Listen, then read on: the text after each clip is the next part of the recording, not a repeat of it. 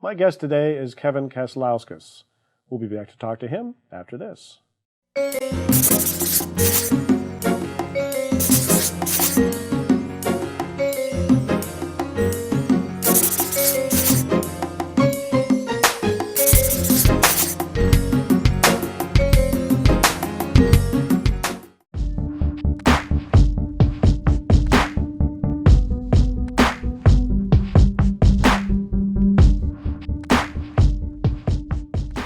Welcome, Kevin.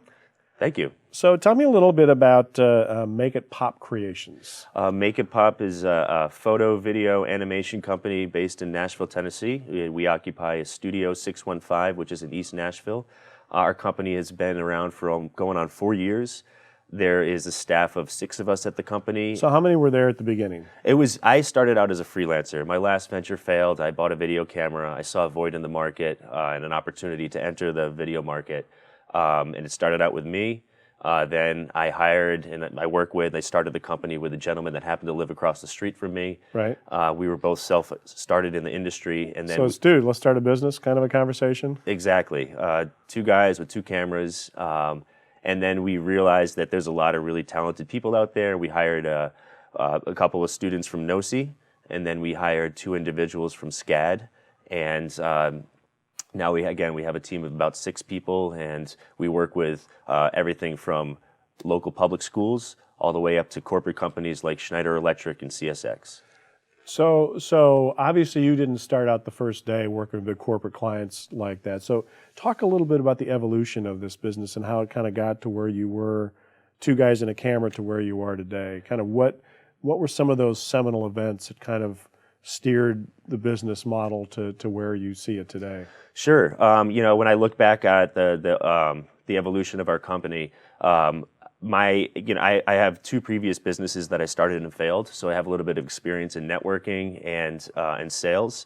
And I know that move to any town, join the chamber, find the business incubator like the Entrepreneurial Center, right?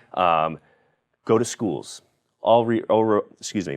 All roads lead back to education. Right. And so do some free work in the public education sector. All those schools have boards of people that are important people that work for big companies. The startup business, we did some free work for the Entrepreneurial Center. We got to know Michael Burcham and the people there, and it just kind of snowballed into opportunity after opportunity by us really sticking our neck out on the line, doing a lot of free work and doing a lot of goodwill work in town for nonprofits like Martha O'Brien Center, and again, like I said, public schools. And you said you're somewhat self-taught in a lot of this. Mm-hmm. And so did you find yourself at times, you and your partner kind of committing to something and look at each other and saying, how in the world can we do this? Yeah, I mean... Because I know a lot of, I went into healthcare without being a healthcare guy, and I can't tell you the number of meetings we walked out and said, well, we just told them we could do that, but I'm not sure we've ever done that before. And it's no secret, faking it till you make it. Right. And anybody that does what we do would tell you that. We're making it up as we go. We always bite off more than we can chew. We always are getting into projects that we've never done before.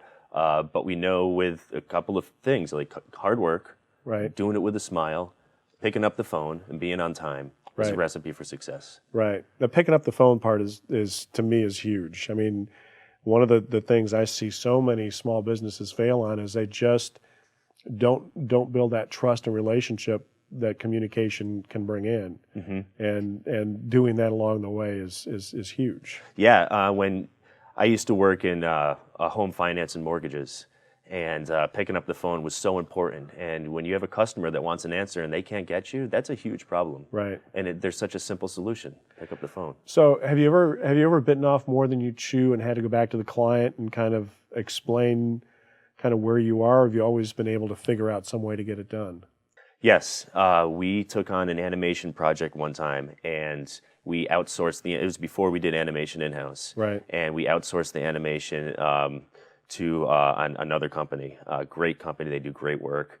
And the client got out of control, and the script went haywire, and then they wanted this 1-minute animation in a week time, and we thought we had communicated everything clearly, and it was our first time doing a project of that caliber, and we got in way over our head, and we called the customer, and we said, this project has been derailed, and we can't get it done in the time that you're asking us to do it. And the customer came to us and they said, it's in your best professional interest to make sure that this gets done well, and done on time. And I went to our animator and one of her assistants, and I said, are you up for a challenge? Can you work 14 hours a day for the next 7 days? And they said yes, and they got it done with. Wow. Wow, that's a great story. So that speaks to your culture. Talk a little bit about the culture you're trying to build. We love the word culture, and I think that it's a little bit of a catchword right now. But one of the things we tell our customers is that, we export culture to the world, and you're not buying video from us, you're not buying animation from us, you're buying culture from us. And I like to think of our workplace that's a culture that puts family first, a culture that respects people's time. We don't have sick days or vacation days. There's pretty much an open door policy of when people come and go as long as the work's getting done. And we have a culture of fun. We throw a lot of really fun parties throughout the year. I think I would have guessed that given your outfit today. Oh yeah, we all of us, we have tuxedo shirts, we have spirit animal shirts, and I love it. So I suppose my role in the company now is making sure that the culture stays in this positive environment where people really want to come to work. And that's an interesting transition, as you start to grow and become more of a real leader, as your business becomes more of a business, and building an intentional culture is a key part of that job. Mm-hmm. And a lot of people don't pay attention to it. So yeah, the word intentional, wearing a jacket like this or a silly shirt like this may seem kind of frivolous or silly, but it's extremely intentional. And everything that we do, we try to be very specific and very intentional, whether it's goofy or whether it's serious. Creating a culture that people want to come to work every day and do 100% it doesn't happen by accident. That's a wonderful story. Thanks for coming and sharing it today, and we'll get back together and talk again soon, I hope. Thank you so much.